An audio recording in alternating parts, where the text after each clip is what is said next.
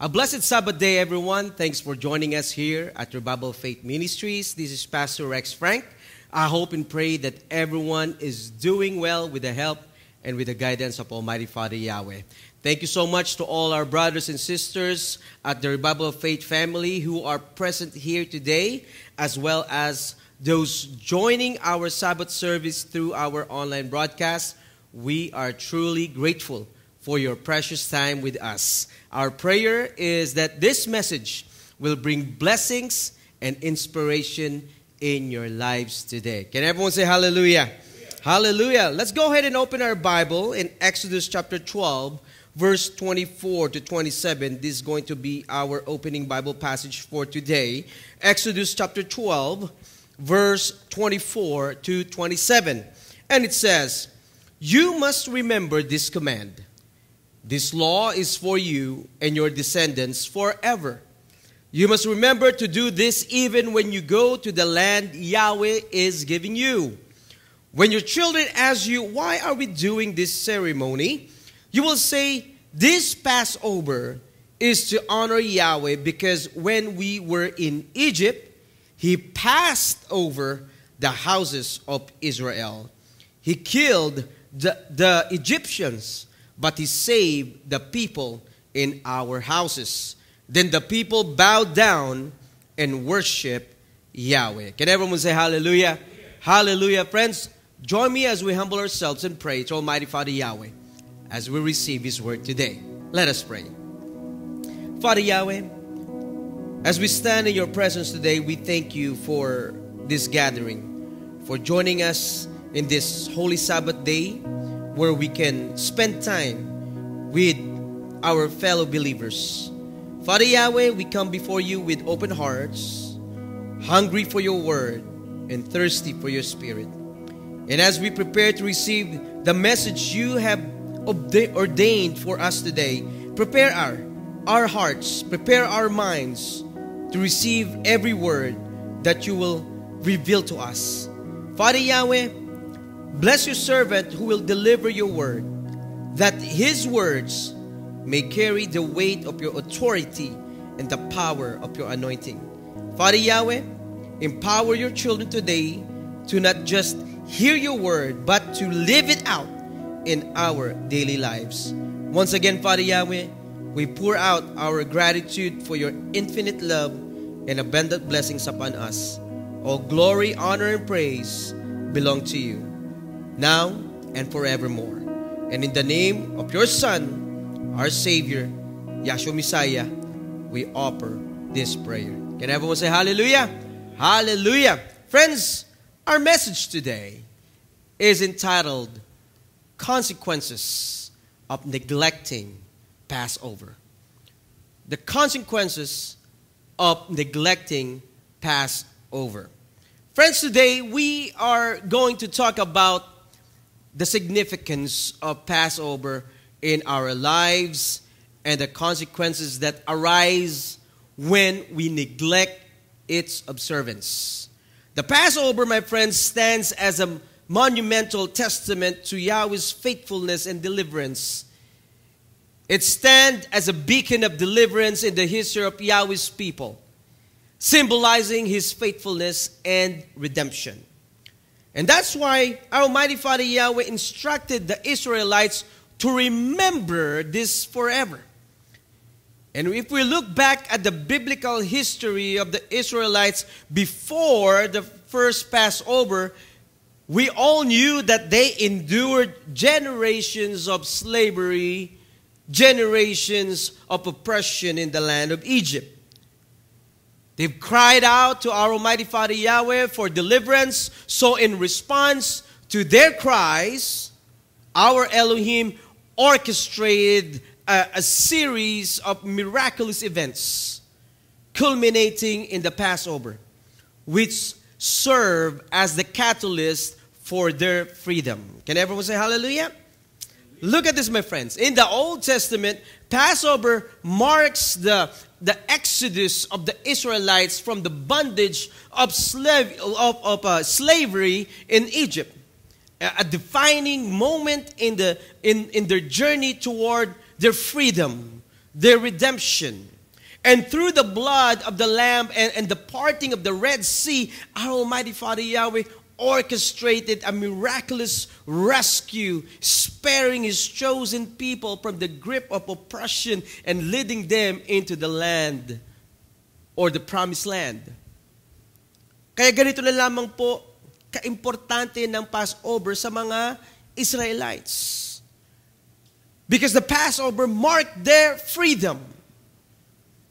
Kaya ganito na lamang po kahalaga ang Passover sa mga Israelites because it marked their freedom from slavery. And that's why Almighty Father Yahweh commanded them to remember this event. And Abba Yahweh instructed them to observe this sacred ordinance para hindi po nila ito makalimutan. Ano po yung sinabi ng ating Amang Yahweh doon sa Exodus chapter 12, verse 14? Ang sabi niya, this day will be for you to remember. You must remember it by having a special supper in honor of Yahweh. All of you must keep it as a law forever. Ano sabi? As a law forever. Friends, Passover was instituted by our Almighty Father Yahweh Himself. Ginawa niya ang Passover, mga kapatid. He established Passover as a lasting ordinance to be observed by the Israelites and their descendants for all generations. Bakit po it's a lasting ordinance? It serves as an everlasting reminder para po sa kanila, to His people. Kaya naging lasting ordinance ito, mga kapatid, because para maalala ito ng kanyang mga anak, guaranteeing that they never forget the depths of His love and the unwavering nature of His faithfulness towards them. At para naman sa ating mga believers ngayon, mga kapatid, mga kaibigan, sa ating kapanahunan, the Passover revolves around the sacrifice of our Messiah Yeshua. Tama po ba? It reminds us about the amazing love that Almighty Father Yahweh for all of us. Remember this, my friends. Our Elohim gave His only Son, our Messiah Yeshua, to save us from our sins. Tama po ba? He gave the true and perfect Lamb that will provide freedom, that will provide deliverance from sin. And as believers right now, we partake in the unleavened bread and grape juice in remembrance of the sacrifice of our Messiah Yeshua para po sa ating lahat. And we proclaim the commitment, our continual commitment of our faith in Almighty Father Yahweh na ating pong sinabi nung tayo po ay nabautismuhan. Tama po ba? Kaya naman ganito na lang kahalaga para po sa ating lahat ngayon ang pag-o-observe natin ng Passover. Kaya dapat hindi po natin ito dinidisregard. Kaya po, mga kapatid, mga kaibigan, ang Passover hindi natin nineneglect. Yung pag-o-observe natin nito dahil we risk cutting our connection to Yahweh's abundant blessings and His covenant to His children kapag po nineneglect natin ang pag-o-observe ng Passover. Just look at what our Almighty Father Yahweh said in the book of Deuteronomy chapter 16. Ganito po sabi niya sa verse 1, observe the month of Abib and keep the Passover to Yahweh your Elohim. For in the month of Abib, Yahweh your Elohim brought you out of Egypt by night. Friends, this passage we are all reminded. Sa pamagitan ng Bible passage na ito, we are all reminded of the solemn and the importance of this commandment of Passover in our lives as believer. Sinabi niya mismo, mga kapatid, observe, keep the Passover. Tandaan po natin, mga kapatid, hindi lamang ito para sa mga Israelites, okay? Hindi lamang para sa mga Israelita ang pagganap ng Passover. Kasama po tayong pong nananampalataya sa ating Amang Yahweh. Kasama po tayong lahat na sumusunod sa ating Messiah Yeshua. Ang Passover po ay para sa mga taong sumusunod sa mga kautusan at katotohanan na galing sa ating Amang Yahweh. Can everyone say hallelujah? And as a New Testament believers, the Passover reminds us of our continual faith and commitment to our Elohim. At yung sacrifice na ginawa ng kanyang anak na ating Messiah Yeshua. And this message today, my friends, that we are discussing reminds us that when we neglect to honor the Passover, we are also neglecting our commitment sa ating Ama, and we are disregarding yung sacrifice ng ating Messiah Yeshua. Tama po ba? Kapag hindi po natin binibigyan ng oras, kapag hindi po natin binibigyan ng kahalagahan ang pagganap natin ng Passover sa ating buhay, binabaliwala po natin yung paninindigan natin sa ating Amang Yahweh at yung sakripisyong ginawa ng ating Messiah Yeshua para sa ating pong mga kasalanan, para sa ating kaligtasan. Look at this, my friends. The more people ignore, the more people neglect yung pag-o-observe po ng Passover, the more na ipinapakita ng mga tao yung kanilang pagiging pabaya sa kanilang buhay spiritual. And the more people disregard and fail to observe the Passover, the greater the display of their disconnection in their relationship of our Heavenly Father Yahweh. Kapag hindi nila ni-observe ang pagganap ng Passover, mga kapatid, ipinapakita nila yung pagiging disconnected nila sa ating Amang Yahweh at sa kanilang spiritual na pamumuhay. And when people are disconnected, look at this, my friends. When people are disconnected from our Abba Yahweh, anong mangyayari? Kapag disconnected sila, wala silang spiritual na pamumuhay, then people will be prone to spiritual complacency, spiritual dryness. Pinag-aralan po natin yan. And most especially, people will be susceptible saan? Sa paggawa ng mga kasalanan. Tama po ba? Kasi disconnected sila eh. Wala silang relationship sa ating Amang Yahweh. The consequences of neglecting Passover extend beyond partaking in the unleavened bread and the grape juice. Neglecting the Passover, my friends, affects our faith deeply and can make our spiritual connection with our Almighty Father Yahweh weaker and diminished. Tandaan po natin, mga kapatid, marami pong negative consequences. Marami pong mga negative results kapag hindi po natin binibigyan ng halaga, ng oras, kapag hindi natin binibigyan ng panahon, ang pag-o-observe ng Passover sa ating buhay. So let's go ahead and enumerate yung 5. There are 5 consequences of neglecting Passover. There are 5 negative results when you neglect to observe the Passover. Maganda pong pag-usapan natin ito ngayon dahil para makita natin, magkaroon po tayo ng idea kung ano po yung negatibong epekto nito na hindi po natin pagbibigay ng panahon na makadalo sa mahalagang gawain ito. Meron po itong negatibong resulta, mga kapatid, sa ating pong buhay. Alright, the first one. The first negative result ng hindi po pag-o-observe ng Passover, mga kapatid, mga kaibigan, is spiritual consequences. Spiritual consequences.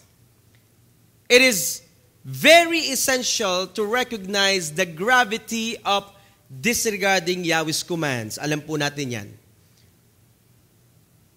Yung hindi po natin o hindi pag-attend ng mga tao ng Passover, look at this, is an intentional disobedience. Ulitin ko mga kapatid, ang hindi po pagdalo sa pag-o-observe, pagpapartake doon sa Passover, mga kapatid, mga kaibigan, this is an intentional disobedience to Yahweh's instructions. Unless na talagang hindi ka makakapunta dahil may sakit ka, may emergency, di ba? May emergency situation at na hindi ka makaka-attend ng Passover. Pero kapag kaya mo naman na umattend ng Passover pero pinili mo na hindi ka umattend, then this is an intentional disobedience sa salita ng ating Amang Yahweh. And when an individual deliberately disobeys Yahweh's commands, they commit sin. Tama po ba? Ano po ang sabi sa James chapter 4, verse 17, mga kapatid? Sabing ganyan, if you know what is right to do, but you do not do it, ano sabi? You sin. Nakakasala ka, mga kapatid. Alam naman po natin, mga kapatid, mga kaibigan, na dapat every year ay nag-o-observe tayo ng Passover. Tama po ba? Alam naman po natin, mga kapatid, mga kaibigan, na kinakailangan natin bilang mga anak ng ating Amang Yahweh, dapat hindi natin kinakalimutan, nagbibigay tayo ng oras sa pag-o-observe ng Passover. Dapat nakikiisa tayo sa pagpapartake ng mga emblems. Alam natin, mga kapatid, mga kaibigan, na dapat, nararapat lamang na binibigyan natin ng oras, binibigyan natin ng panahon ang pag-o-observe ng Passover. Ito yung dapat nating binibigyan ng priority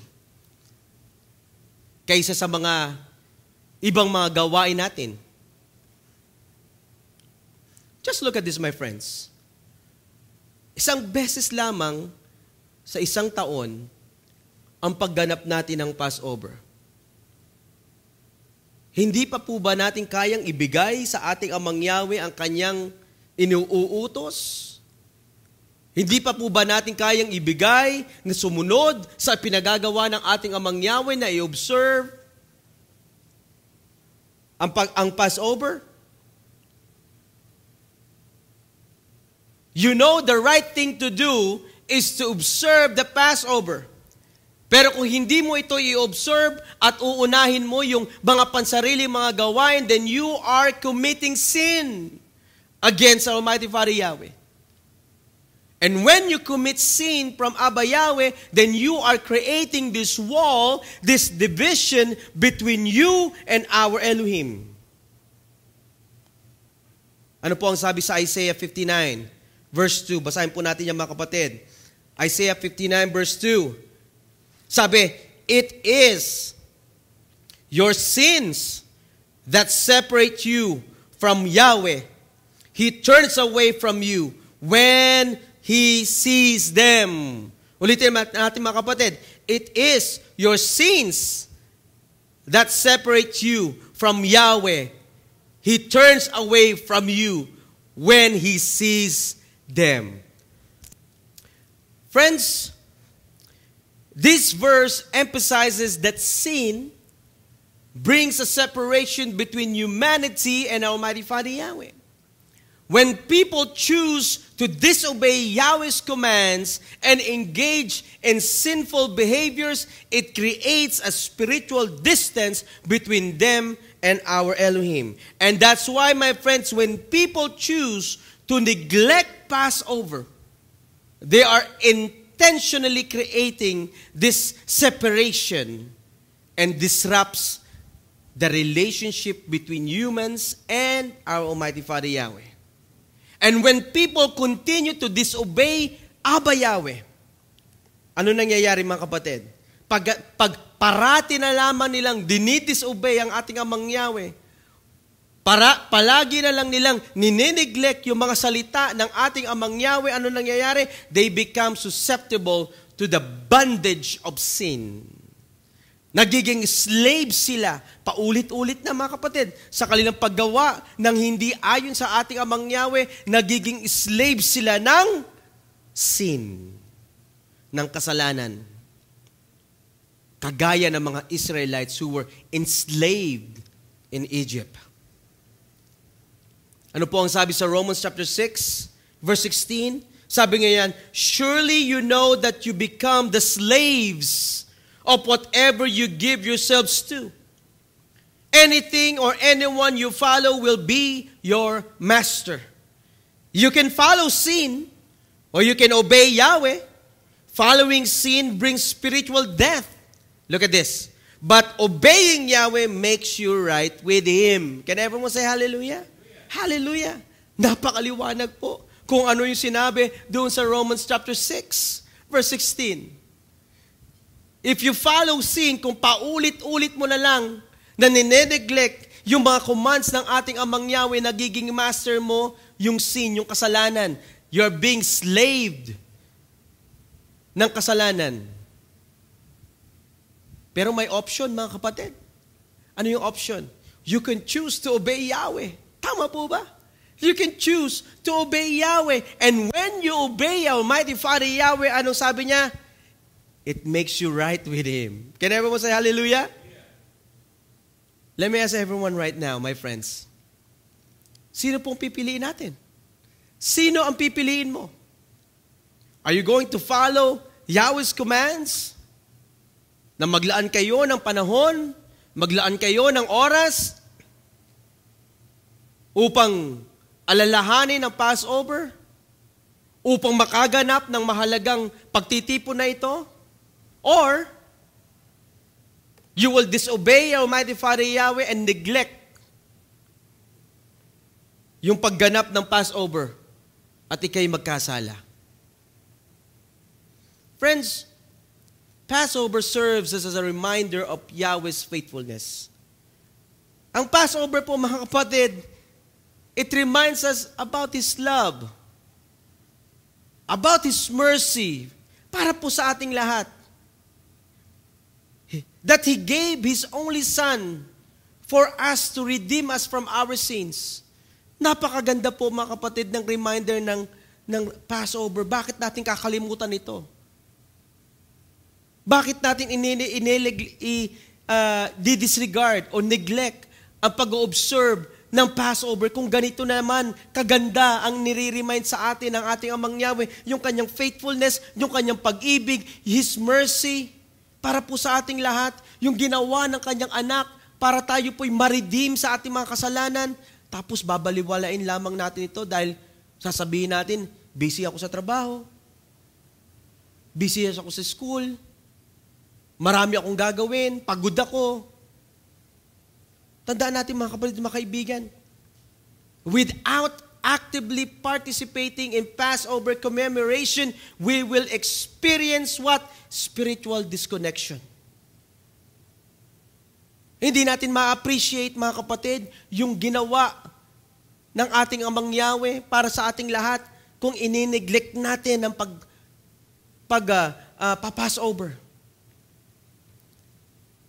Magkakaroon ka ng spiritual disconnection. At kapag may spiritual disconnection ang isang tao sa ating Amang Yahweh, this will result in the weakening of faith o panghihina ng pananampalataya. Friends, Passover is a time for spiritual reflection. Passover is a time for spiritual renewal. Renewal ng ating commitment sa ating Amang Yahweh. And by neglecting this importance of observance, ano mangyayari? We will miss out on opportunities for spiritual growth, for spiritual maturity sa ating buhay. That's why I suggest that this coming Passover na darating, mga kapatid, maglaan po tayo ng panahon. That's why I suggest, my friends, that this coming Passover, mga kapatid, maglaan tayo ng oras upang tayong lahat ay makaganap ng mahalagang gawain na ito. Let's not create a wall or a barrier sa ating relasyon sa ating Amang Yahweh. Tama po ba? Napakahalaga mga kapatid, mga kaibigan, ng pagganap natin, pagtupad natin ng Passover. Hallelujah? So let's go to the second implication of neglecting Passover. Ano yon? Relational consequences. Yan po ang second na maaaring mangyari kapag ninineglect natin ang pagganap ng Passover. Relational consequences. Ano pong ibig sabihin ng relational consequences? We all know that Passover is a congregational observance. Kapag sinabi po natin congregational observance, it is a collective participation of the believers. Ibig sabihin nito, mga kapatid, sama-sama po natin itong ginagawa. Tayong lahat, bilang mga anak ng ating Amang Yahweh, sabay-sabay natin itong ginagawa. So when an individual, kapag ang isang tao, mga kapatid, chooses to neglect Passover, that person is intentionally disconnecting and separating himself from the community of believers. Kung minsan pa nga, from his own family. Friends, Passover is not just a religious observance, but it is a unified gathering. Tama po ba? Passover is a unified gathering. It is a time when families, when the assembly come together once a year to commemorate Yeshua's sacrifice for all of us. And that's why when an individual neglects Passover, it can lead to relational consequences such as our connection sa ibang mga believers at ganun din po sa ating pamilya. Because neglecting Passover can strain relationships with loved ones or with your family members who value observance of this occasion. And they will feel disappointed dahil mas pinili mo na hindi sundin ang pinag-uutos ng ating Amang Yahweh, mas pinili mo, they will be disappointed dahil mas pinili mo na hindi sundin yung pag-observe ng Passover at gawin lamang kung ano yung gusto mo. And take note of this, my friends. Neglecting Passover will not only disrupt your relationship with your family and with the assembly family, but most especially, madidisrupt nito kapag pinili mo na hindi umattend ng Passover, mag-commemorate ng Passover. It will affect and disrupt your relationship with our Almighty Father Yahweh. Yan ang pinakamahalaga. At ayaw nating madisrupt ang relationship natin sa Kanya. Tama po ba? Kaya na po, ano sabi ni Apostle Paul sa Hebrews chapter 10? Verse 25, sabi ni Apostle Paul, we should not stop gathering. Sabi niya, we should not stop gathering together with other believers as some of you are doing. Instead, we must continue to encourage each other, even more as we see the day of Yahweh coming. Can everyone say hallelujah? Hallelujah, mga kapatid. This Bible passage, itong binasa natin sa Hebrews chapter 10 verse 25, it emphasizes the significance of believers gathering together regularly, encouraging one another in faith and in unity. And in the context of Passover observance, this verse, my friends, highlights the importance of collective worship and group fellowship during this appointed sacred time, itong Passover. Alam niyo mga kapatid, mga kaibigan, kahit na marami tayong ginagawa, alam naman natin busy tayo. Alam naman natin mga kapatid, mga kaibigan, na ang buhay ay napaka-busy. Maraming mga commitments. I suggest na wag po nating kakalimutan. Wag po nating kakaligtaan ang pag-observe ng Passover dahil ito ay isang mahalagang pagtitipon na ipinagagawa ng ating Amang Yahweh para sa kanyang mga anak.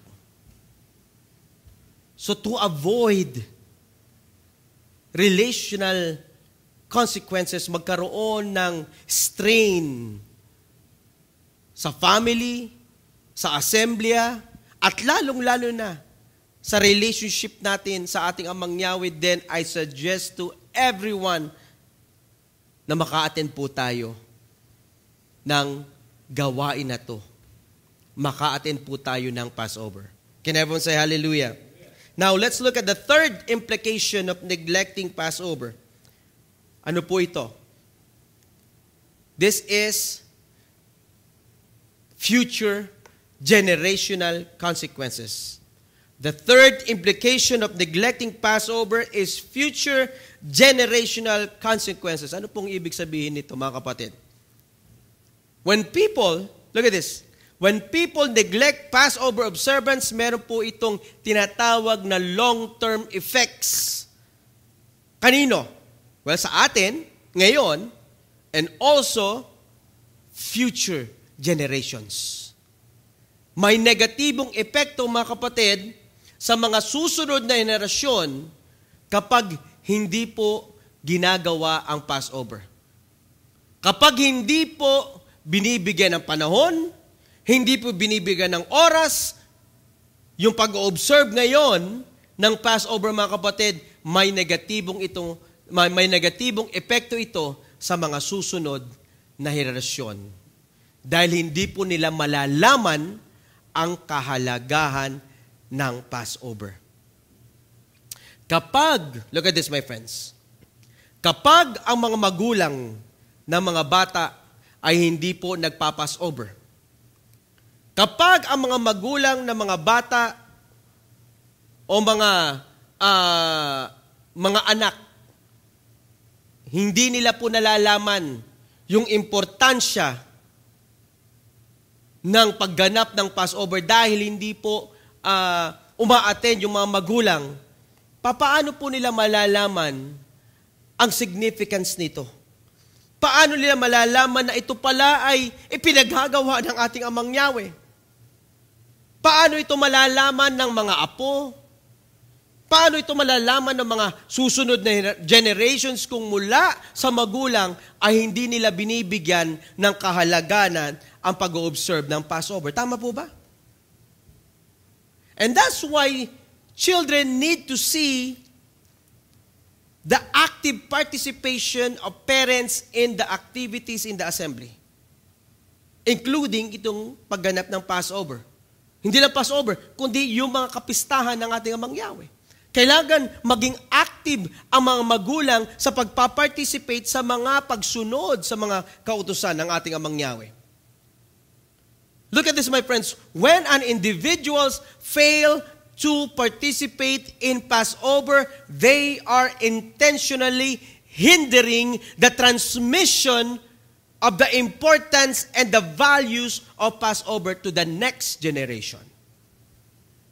Tama po ba? Kaya nga may reminder, mga kapatid, doon sa Deuteronomy chapter 6, verse 6 to 9, basahin po natin ang sabi, always remember these commands that I give you today. Look at this.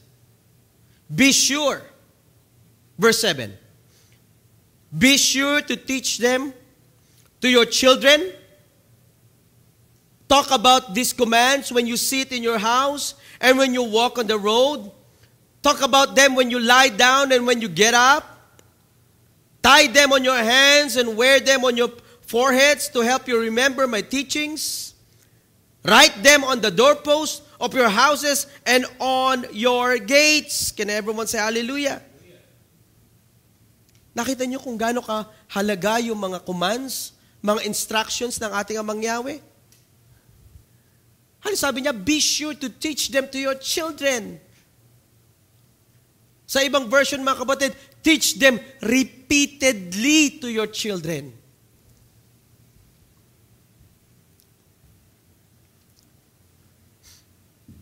Maraming mga parents, they don't care about being active. It's sad to say. And it's sad to see that a lot of parents, mga kapatid, they don't care about being active sa mga gawain ng assembly. Probably they think na automatic na malalaman ito ng kanilang mga anak. No, mga kapatid. Nagsisimula ito sa kanilang magulang. Kapag hindi po nagiging active ang mga magulang sa kanilang spiritual na buhay, hindi rin nagiging active yung kanilang mga anak sa kanilang spiritual na buhay. Kapag hindi sila active o hindi sila binibigyan ng panahon at oras ang pagganap ng Passover, then ganun po, mga kapatid, yung mga anak, hindi rin din nila bibigyan ng oras yung pagganap ng Passover. The future generations will have a limited understanding of Yahweh's word. Or worse, they will not know the words and the commandments of our Elohim kapag nagpabaya ang mga magulang. Kapag hindi po tinatransmit ng mga magulang yung mga spiritual values and biblical values sa kanilang mga anak, this will create a cycle of spiritual disconnection where each new generation grows further apart from Yahweh's teachings and instructions. This is what I suggest. Lalo na sa mga magulang, sa mga nakakatanda, let us do our best to actively participate in the assembly activities, sa mga kapistahan, sa pagsamba tuwing araw ng Sabat. And let's start this coming Passover, mga kapatid. Itong gaganapin natin na pag-observe ng Passover this month, let's teach the significance of this special event to our children, to our grandchildren, and all future generations by being active sa inyong spiritual na buhay. Let us commit to uphold the instructions of Almighty Father Yahweh in our everyday lives. Makita ito, mga kapatid, makita ng mga susunod na henerasyon na tayo po ay aktibo sa ating spiritual na buhay. Let us pass down all the words and all the commandments and instructions of Almighty Father Yahweh to the next generations with love and dedication. Can everyone say hallelujah? Now, the fourth, pang-apat na po tayo. The fourth implication of neglecting Passover sa ating pong buhay is the consequences of diminished gratitude. Yan po ang mangyayari. Ano po bang ibig sabihin ng gratitude, mga kapatid? What's gratitude means? It means thankfulness. It means appreciation. Kapag ang isang tao, mga kapatid, ay hindi niya pinahalagahan ang pag-o-observe ng Passover sa kanyang buhay, nawawalan siya ng pasasalamat at pagpapahalaga sa ginawa ng ating Amang Yahweh at ng ating Messiah Yeshua sa kanyang buhay. Tama po ba? Just think about this, my friends. Our Almighty Father Yahweh gave His only Son for the forgiveness of our sins. Our Messiah Yeshua sacrificed Himself during the Passover so that we may have the opportunity to come to His Father and to receive eternal life. Can everyone say hallelujah? Nakita nyo yung kanilang sakripisyo? Now, let me ask everyone right now, do we even think about these things? Itong sakripisyong ginawa ng ating Amang Yahweh na ibinigay niya ang kanyang nag-iisang anak, isinakripisyo ng ating Messiah Yeshua ang kanyang buhay para lamang tayo'y malinis sa ating kasalanan? Do we even think about these things, mga kapatid, mga kaibigan? Tayo po ba ay nagpapasalamat sa kanilang ginawa para sa atin? Are we even thankful? Are we even appreciative sa sakripisyo ng ating Amang Yahweh at ng ating Messiah Yeshua? Natanong po ba natin yan? Sa ating pong buhay? O sa ating sarili? Alam niyo, mga kapatid, according from the survey or according from the research, na when an individual practice gratitude, when an individual practice thankfulness sa kanilang buhay, mga kapatid, alam niyo po bang nai-improve ang kanilang overall health? Kapag ang isang tao ay marunong magbigay ng pasasalamat at pagpapahalaga sa mga pagpapalang ipinagkakaloob ng ating Amang Yahweh sa kanyang buhay, napapabuti daw yung physical, mental, emotional, and most especially spiritual well-being ng tao. Napakaganda pala na magiging appreciative, no? Napakaganda pala, mga kapatid, na ikaw ay thankful. You're practicing yung pagiging thankful sa mga pagpapala na ibinigay ng ating Amang Yahweh. However, mga kapatid, kahit na may mga ganitong mga pag-aaral, marami pa rin mga tao sa ating kapanahunan still fail to appreciate the sacrifice made by our Heavenly Father Yahweh and our Messiah Yeshua. How? By neglecting the observance of Passover. Kung sa Passover pa lang, mga kapatid, hindi na sila marunong magbigay ng pasasalamat sa ating Amang Yahweh at binigyan tayo ng pamamaraan upang tayo po ay malinis sa ating mga kasalanan, magkaroon po tayo ng chance na makalapit sa ating Amang Yahweh. Doon pa lang, hindi na marunong magpasalamat ang mga tao. Paano kaya sa iba pang mga bagay, di ba? It is disheartening that for many people today, the observance of Passover holds little importance because some individuals may prioritize other aspects of their lives over observance of this important event. Kaya tama po yung sinabi din sa Timothy. 2 Timothy, chapter 4, verse 3 to 4, ano sabi? The time will come when people not listen to the true teaching. Nakikita na po natin yan. But people will find more and more teachers who please them.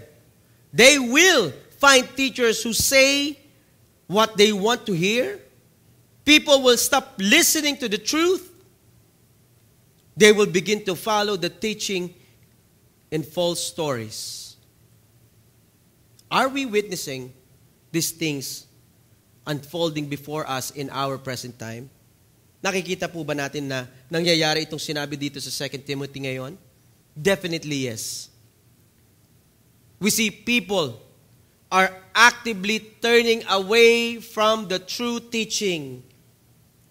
Nakikita natin ngayon, mga kapatid, mas pinipili na nila na sundin lamang yung kanilang kagustuhan kaysa dun sa kagustuhan ng ating Amang Yahweh. Marami tayong nakikita ngayon, mga kapatid, people are disregarding the truths. Tama po ba? And they deliberately neglecting yung pagsunod sa ating Amang Yahweh. Instead of seeking truth, people will seek out the things that please them. And many people today, my friends, many individuals right now, they prioritize their desires, their own desires, and preferences over the pursuit of spiritual truth. Nakikita po natin yan. Dahil sa mga nangyayaring ito, nababaliwala na po mga kapatid yung salita at kautusan ng ating Ama.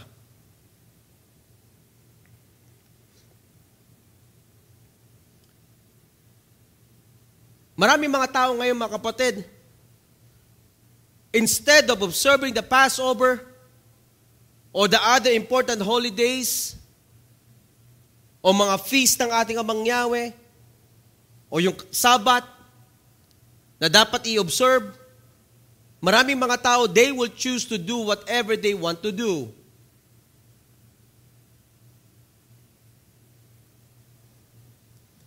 Look at this, my friends. When Passover is consistently neglected at hindi natin binibigyan ng panahon o hindi binibigyan ng panahon ng mga tao ito, the blessings and the value of Passover will diminish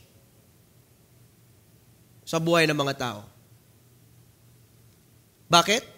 Because people will become less mindful of the privileges and the opportunities na ipinagkaloob ng ating Amang Yahweh. And that's why I suggest, my friends, that we strive to practice thankfulness. That's why I suggest that we strive to practice gratitude sa lahat ng mga pagpapalang ipinagkaloob ng ating Amang Yahweh sa ating buhay. Maliit man ito, malaki man ito, dapat marunong tayo magpasalamat. Let us strive to observe the Passover and acknowledge the goodness and the blessings that we have in our lives dahil sa ginawa ng ating Amang Yahweh sa pamamagitan ng kanyang anak, ng ating Messiah Yeshua. Ano po ang sabi sa Psalm 9 verse 1? And this is a reminder for all of us. I will give thanks to you, Yahweh. Ano sabi? I will give thanks to you, Yahweh, with all my heart. I will tell of all your wonderful deeds. Can everyone say hallelujah? Hallelujah. Friends, let's continually express our gratitude to our Elohim every day. And that's why I urge everyone right now to make time, to make every effort to observe the Passover. And let us demonstrate our thankfulness and gratitude for all the blessings that Abba Yahweh has given us through our obedience to His commands. Hallelujah! All right. The last, and this is the fifth implication of neglecting Passover, is the consequences of losing spiritual enrichment. The consequences of losing spiritual enrichment. Friends, observing Passover provides an amazing opportunity for us believers to experience spiritual renewal. Maka-experience tayo ng deep connection with Almighty Father Yahweh. Passover serves as one of the designated times for us believers to reflect on our spiritual lives, and by partaking in the emblems during the Passover, because we are reaffirming our commitment sa ating pong Amang Yahweh. And as we actively and intentionally engage ourselves sa pagganap po ng Passover, we are directly feeding and nourishing our spiritual lives. And when we are nourishing our spiritual lives, ano nangyayari mga kapatid? It strengthens our faith.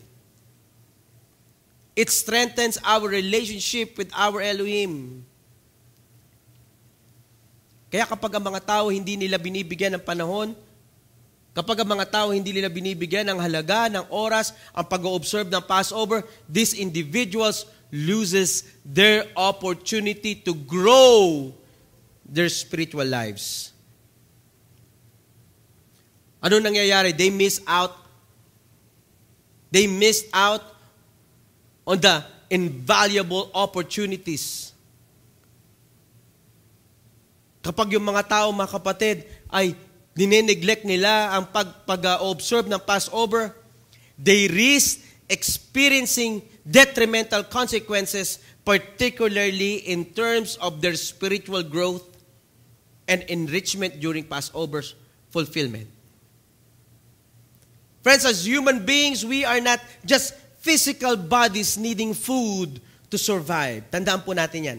Hindi lang puro material na bagay, hindi lamang po puro pagkain ang dapat na iniisip ng mga tao. Yes, nourishing and feeding our bodies is vital. Tama naman yan. Totoo naman yan. Kailangan naman natin yan. Pero tandaan natin mga kapatid, we are also spiritual beings. We also need spiritual nourishment. Tama po ba? Neglecting our spiritual needs can lead to a sense of emptiness, discontentment, nawawalan tayo ng purpose kapag hindi natin finifeed ang ating spiritual na buhay. And that's why we must nourish not just our physical body but also our spiritual well-being. Ano po ang sabi sa Psalm 42? Ang sabi nga niyan, Psalm 42 verse 1 to 2, as the deer desires rivers of water, so my soul desires you, O Yahweh. My soul is thirsty for Yahweh. Ang sabi nga yan? My soul is thirsty for Yahweh, for the living Elohim. When will I come and meet with Yahweh? Friends, we must have the desire for spiritual enrichment sa ating pong buhay. We must strive to grow our spiritual lives. We must strive to improve our relationship with Almighty Father Yahweh. Tama po ba? Neglecting Passover will hinder our ability to grow a deeper understanding of our faith. Tandaan po natin yan. Neglecting Passover will diminish our opportunities for spiritual learning, for transformation and connection with Abba Yahweh kung hindi tayo magbibigay ng oras at panahon sa pag-observe ng Passover. And that's why I suggest that we continue to actively participate in the observance of Passover this month, to nurture our relationship with Him and to foster spiritual growth sa ating pong buhay. Can everyone say hallelujah? Friends, we have discussed today the 5 implications, the 5 consequences of neglecting Passover. I hope and pray that as we have enumerated, mga kapatid, itong 5 implications na ito, itong consequences ng hindi po pag-observe ng Passover, I hope and pray these implications na ito, marirealize natin yung importance ng pag-observe ng Passover. We may all be reminded of the significance and importance of honoring this holy event in our lives. At gawin natin yung ating makakaya, mga kapatid, with Yahweh's help, with His guidance, upang makadalo po tayo sa mahalagang pagtitipong ito. As our closing passage, let's turn our Bible in Romans chapter 5, verse 8 to 9. Ang sabi, "But Yahshua died for us while we were still sinners. And by this, Yahweh showed how much He loves us.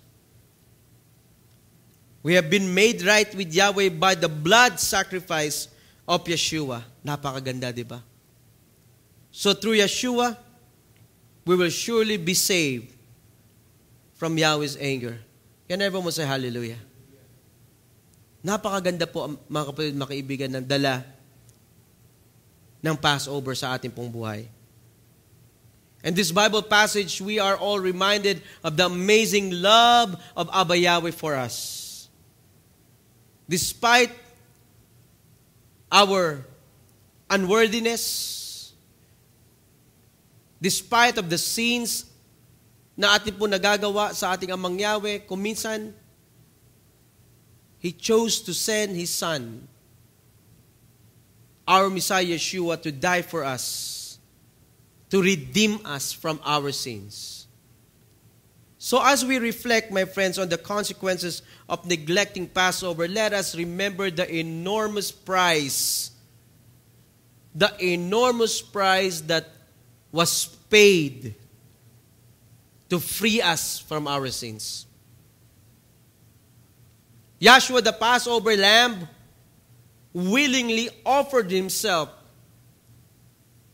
as the ultimate sacrifice to pay for our sins. Tandaan po natin yan. Yeshua's death not only reconciled us to Abba Yahweh, but also opened the door for us to receive the eternal life. Hallelujah! Alam niyo, mga kapatid, kung iisipin lamang natin ang mga ito, yung sacrifice, yung ginawa ng ating Amang Yahweh through His Son, kung isa sa puso lamang natin ito, mga kapatid, ano pang dahilan natin? Ano ang dahilan natin? Ano ang dahilan mo para hindi ka mag-observe ng Passover? Kung ang ating Amang Yahweh ay pinagkaloob ang Kanyang nag-iisa, pinakamamahal niyang anak para sa ating kasalanan, para lamang makalapit tayo sa Kanya, ano pa ang excuse mo para hindi ka maka-attend ng Passover? Dahil sa work? Dahil ba sa school? Dahil busy ka? Dahil meron kang pupuntahan? Yan ba ang magiging excuse mo? Dahil pagod ka? What will be your excuse or excuses not to attend this very important event na ipinagagawa ng ating Amang Yahweh? Think about this, my friends. Pag-isipan po natin ng maigi. Yahshua was beaten several times during Passover day, and His face was beyond recognized dahil sa pagpahirap sa Kanya. His blood was pouring out from His head.